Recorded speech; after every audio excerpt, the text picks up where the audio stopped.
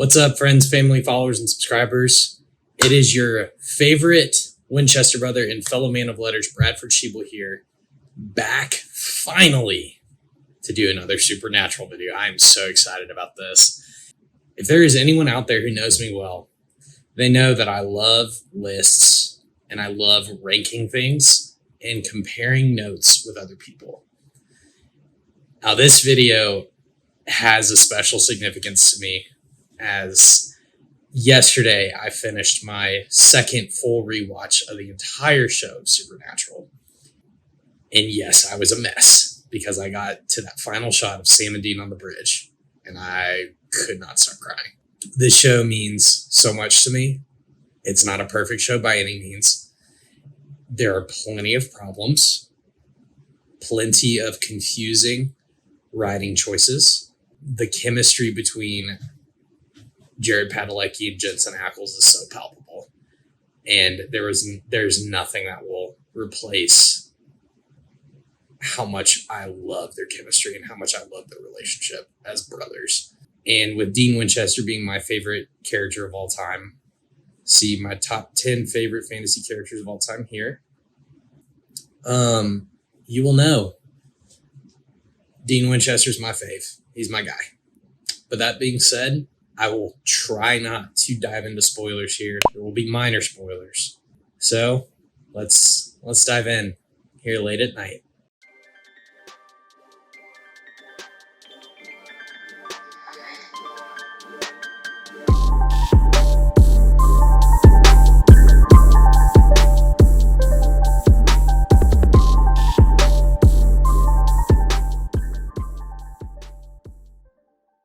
So I'm going to be ranking all 15 seasons of Supernatural.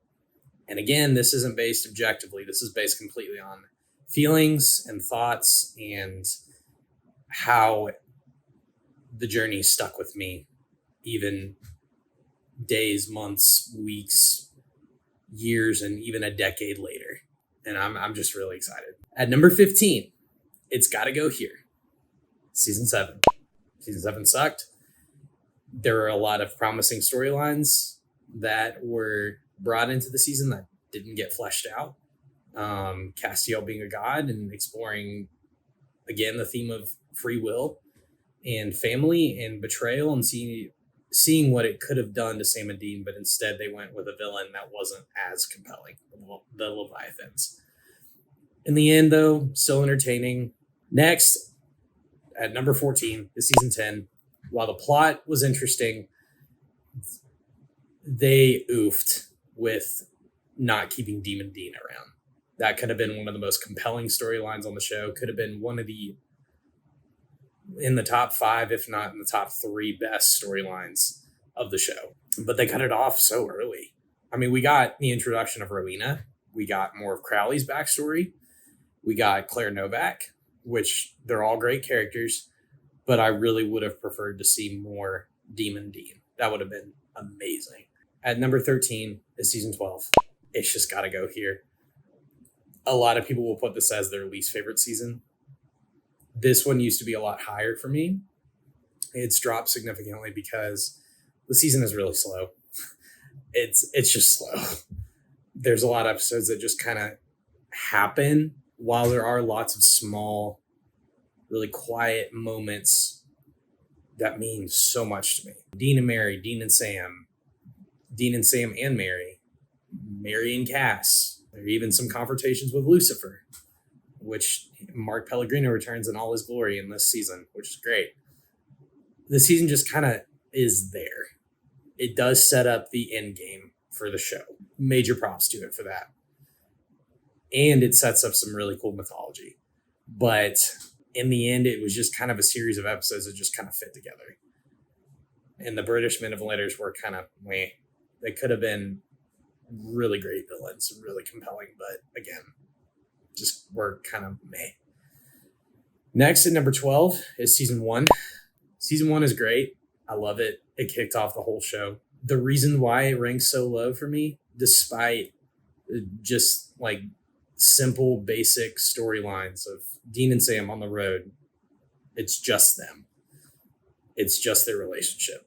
I love that. That's my favorite part of this show. It didn't really understand what it wanted. It knew the general direction of where it wanted to go, but it didn't know it was going to get there just yet. While the family relationships were at the center of this season, it just, I don't know. There were some things that didn't really age well. Route 666, that episode did not age well. Bugs did not age well. There are some other episodes that just, didn't age well. But as always, Jared and Jensen on screen for the first time together, and their chemistry and them, the classic, iconic jerk, bitch exchange between the brothers is just great. You see it for the first time. It's fantastic. But there are some things that didn't age well, and some story choices that were just kind of like, what's happening? Number 11, we have the final season 15. This one originally ranked a lot higher for me, but after I finished it, there were a lot of issues I had with it, even though when I first watched the season, I felt like there was apotheosis for Sam, for Dean, for Castiel, for Jack, for Amara, for Rowena, for all the central characters of the show. There was some sort of apotheosis. And for me, that was really cool in seeing how the prophecies from season 12, season 13, and even season 5 and earlier came to fruition. That was awesome. However, they didn't tie in the themes of family and free will as well as they could have. And knowing that Chuck was ultimately God and that he was manipulating them the whole time, and their whole journey was about them choosing their own destiny and choosing their own path, could have just been set up so much better. There were parts of it that just didn't work. There were episodes just spent doing nothing. But there were also some really great moments. And Jared and Jensen definitely had some of their all-time best acting. The series finale, I think, was some of their best work. And I have never cried harder for a TV show, a movie series, or a book series than I did for the series finale. Both when I originally watched it and both on this rewatch, because Jared and Jensen are the heart of the show. And that's why I kept watching it for so long. In addition to all of that, the mythology they introduced in season 15 was really cool and could have been fleshed out a lot better. Could have had more emotional resonance with our main cast of characters. But all in all, still good season. Has its problems for sure. Jared Padalecki's old man makeup, but it was still good. I enjoyed it. The 10th spot is season 8. Now, season 8 was where, for me, the show took a turn back into what made it great. Typical hunting episodes each week, followed by a really profound talk between Sam and Dean and dealing with the problems. And this was the first half of this season was the only time of the show I think I could not stand him. He was a dick. He was manipulative. He was angry. He was a control freak. And Sam was just trying to do his best. And Dean just manipulated him. I drove crazy, especially after with Dean coming to accept Sam as a full-grown man in season 5. Reverts back to being this, just controlling older brother, which was really frustrating. It all led up to the magnificent sacrifice as the finale. Dean convinced Sam to not finish the trials and assure Sam that he loved his brother. I mean, it's truly an all-time moment. But the introduction of the Men of Letters was also significant. Seeing some new angel and demon mythology was always great. It's great. It is. This one originally was ranked in my top 5. Now it's in my middle 5, the bottom of my middle 5, because again, season 12 just kind of had some episodes that just fit together. It didn't really mesh. But all in all, the season-long storyline was pretty good. After season 7, this was a much-needed improvement and felt like the show was getting back to basics. At number 9, I have season 6.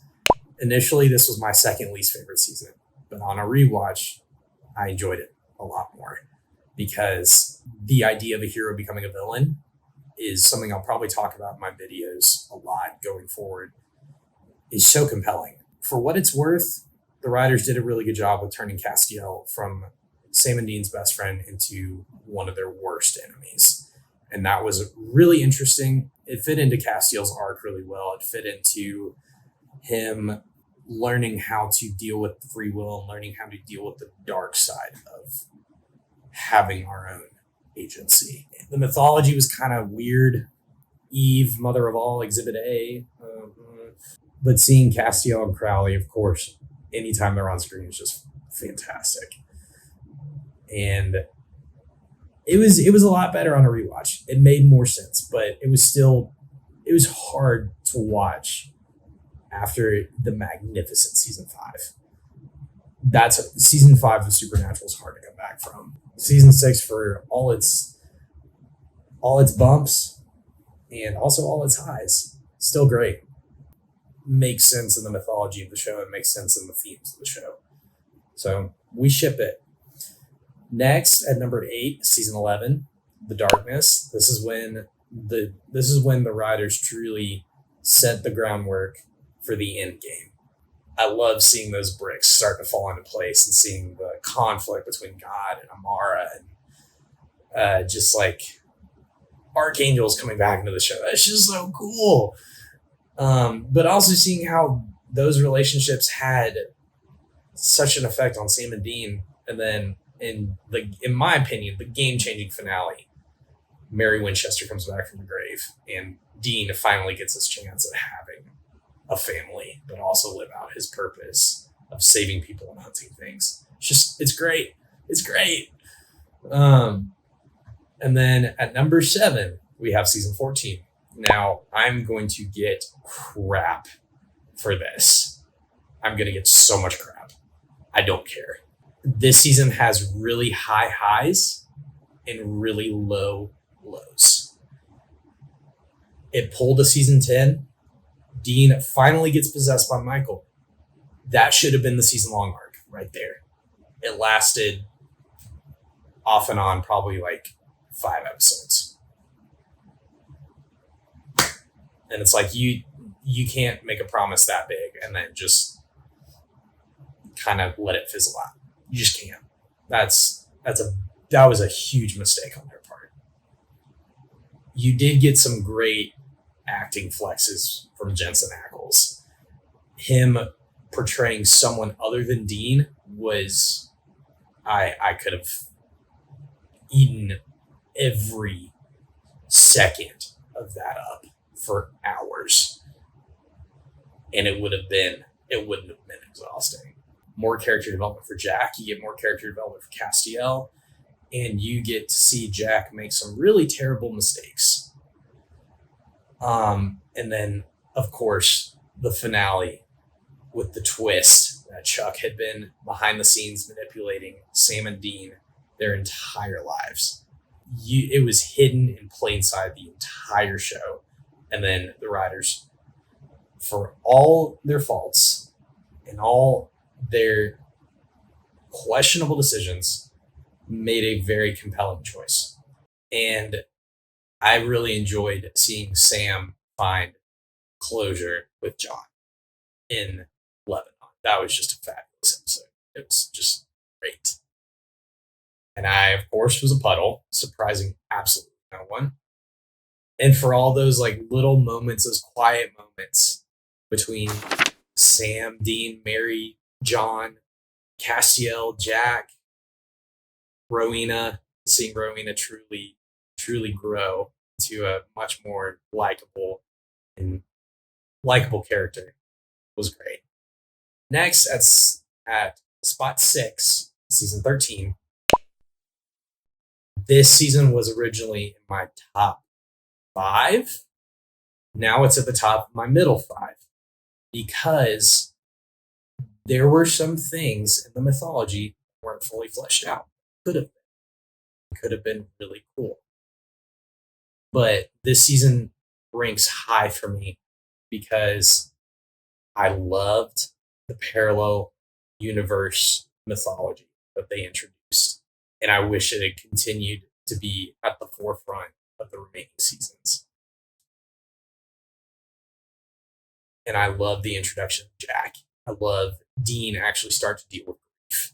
I love how you see, like, even though the themes of free will and family didn't make it as much into the season as I would have hoped, they still played a significant part. You see Mary after season 12, when she and Dean finally reconcile, you see her really step up to be a mom. And you see her in an interaction with one character and kind of ties up a loose end from season 4. She realizes that the choice she made to make the deal with Azazel actually benefited her and actually saved the world, versus she could have said no, lived in grief and bitterness and calloused, calculating coldness for years before she died. And that would have led to a wasteland where people were fighting angels turned evil. And the devil had been beaten, but the angels were power hungry. Just some really interesting themes there. And she has this moment of just like she releases that guilt. That's awesome. And of course, we get Jack. If you haven't watched my Jack Klein video already, see here. It's the introduction of Jack, and he's just fabulous. He's great. He's funny. He's heartfelt. He's genuine, and he's just a badass. And then, of course, you get Dean. You get to see Dean get possessed by Michael. Finally, and Lucifer dies. That was just great. It was just so satisfying. And so season 13 is just great. The mythology's great. All of it's great. It's so good. At number 5 spot, I'm going to get crap for this too. Season 9. Here's why. It still fits in to Dean wanting to do anything to save Sam. Really dives into some of the deeper insecurities between the brothers. That paralleled well with the plots of Abaddon and the angels on Earth trying to figure out their own ways. I wish there had been a little bit more build up and a little bit more mythology building. This season definitely had its faults and definitely felt repetitive because, again, one of the brothers lies to the other and it ends up blowing back in their face twice as hard and twice as bad. That's annoying. That got old after season 6. And again, that was one of the main plots of this season. But I actually enjoyed it more because it made sense. It, like, for all its faults, it did make sense. Dean wanting to save Sam because he doesn't want to be alone, because he wants to protect those he loves. He wants to be the big brother, but he also struggles with his own loneliness and self-hatred and self-doubt and knows he has to have Sam. But again, it presents the brothers on the opposite ends of the spectrum. Dean wanting to have a normal life, but also knowing his purpose is to hunt and knowing that he's going to die with a gun in his hand, going down swinging, versus Sam was never going to be satisfied with hunting. He was always going to want something normal. He was always going to want a better life, even though he wanted to help people. That presented them once again in those interesting polar opposites, which was so cool. But you also start to see them realize their destiny is to save people from things. But also the introduction of Demon Dean at the very end, that eye-opening was just awesome. Anyone could have saw it coming on a rewatch. Next up, in number 4 spot, season 3. This one originally was a lot lower. It sprinted up the top of the list because it truly does set the foundation for seasons 4 and 5. The cinematography in this season changes from the first 2. Nothing's as like super high contrast and desaturated and with dark shadows. It's a lot more bright, it's a lot more vibrant, but you have this existential feeling of dread because you don't know if Dean can be saved. And then you get the demon plots and the machinations. You get Lilith, you get the strong but not so subtle hints that Sam might be taking a villainous turn. And yeah, it played out well, and Sam's storyline was actually really cool. The only thing this season didn't have going for it was how short it was. And that, by no fault of its own, was due to the writer strike in 07 and 08. But for what they had, what they did was great. Next up at spot 3, season 2. And this one ranked high because it truly did show you that there were big plans for Sam. There were big plans for the culmination of this story. They were subtle, but they were there.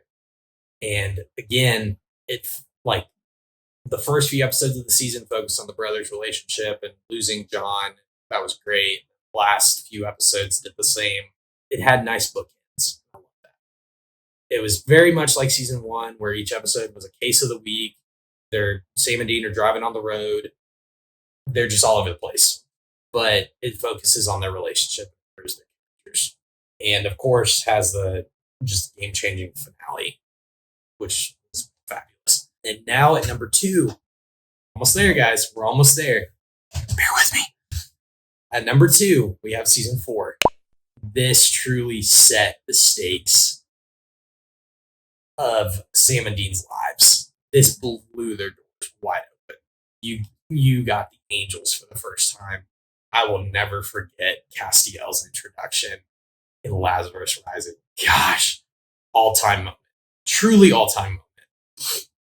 And you get to see Sam and Dean's reactions to various circumstances. Dean returns from hell unexpectedly. Sam has been drinking demon blood. He's been killing demons with his psychic powers and being manipulated very slowly into doing things that he thought were good for something very bad. You get more of heaven's mythology. You get why the angels are doing what they're doing, why they're wanting seals to be broken, why Lilith is breaking them. You also get some of the history behind the Winchester family, and even get some subtle Men of Letters foreshadowing, which was awesome. And nobody picked up on it, but it was so cool because when I saw it, I was like, oh, that's it. Oh my gosh, there it is. There it is. Even though it does present a few plot holes, but that's okay. And still really cool to see Dean actually have the courage to share to Sam how he was feeling and stop being such a masquerading macho man, as Dean's a softie on the inside. Propelled Jensen Ackles into having, in my opinion, Oscar and Emmy level abilities. He's just got such a wide range, and I'm excited to see where he goes with that. And then, of course, in the finale, when they blow open the gates to hell and release Lucifer, that was a truly shocking finale. Even though I didn't watch it when it was being aired, I started watching the show during season 5 and kind of picked up the pieces here and there, and it's like connected it all over many years of many rewatches of the first 5 seasons. In our number 1 spot, we got the game-changing, the all-time, the truly heart-wrenching season 5. I cannot describe in words how much this season means to me, because the culmination of this season was Swan Song.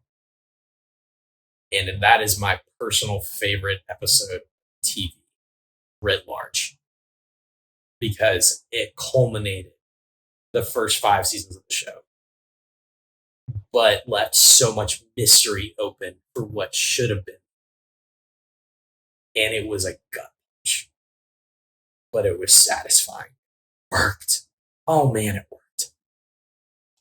And seeing Sam go from this reluctant hero, or the one who didn't want to be a hero and even almost was turning into an anti-hero, even a villain, truly be redeemed from his choices. You see Sam using his brain, using his skills, his intelligence for good. And you see, even though this season dealt with the apocalypse and dealt with Sam and Dean initially being on the rocks in their relationship, you see them reconcile. And you see how much Sam has truly grown. And how in the end he's willing to make the ultimate sacrifice to save the world, even if it means costing him his dearest relationship, his brother. And just the parallels between the big bad fight between Michael and Lucifer, and then Sam and Dean, and having them juxtaposed against each other while also being united at the same time after they reconcile. There were like the parallels were unreal, not to mention the subversion of the very beginning episode when Zachariah drops the bomb that Dean is Michael's vessel. Dean is Michael's sword. So instead of turning what could have been a MacGuffin hunt into a truly compelling storyline, they raised the stakes from like mid-level to like, oh my gosh, nothing will be the same at the end of this fight, and they might not make it alive.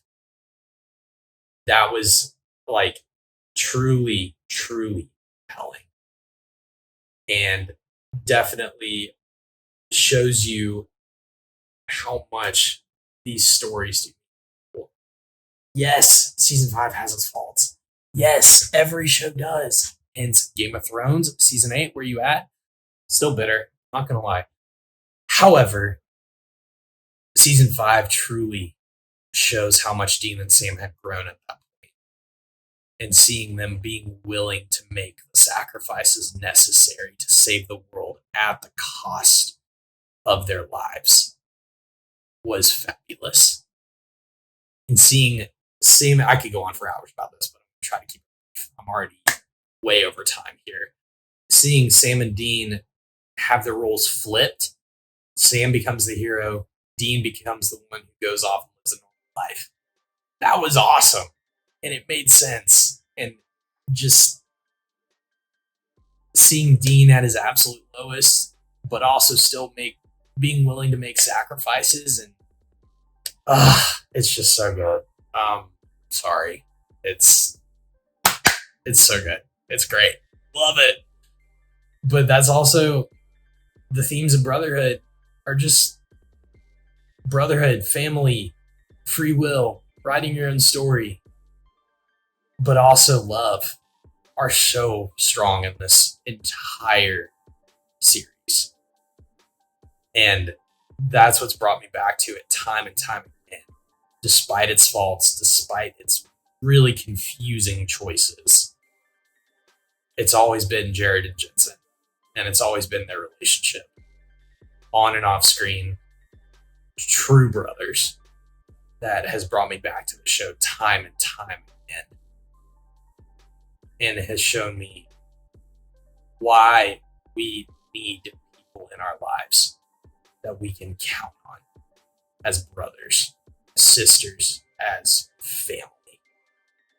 This show is truly what has showed me that. Also Harry Potter, also Lord of the Rings. But those are videos for other time. Thank you so much for tuning in, hanging in there. I'm going to head back to the bunker now, aka my bed, because I work very early tomorrow. So have a good one, everyone. Peace out.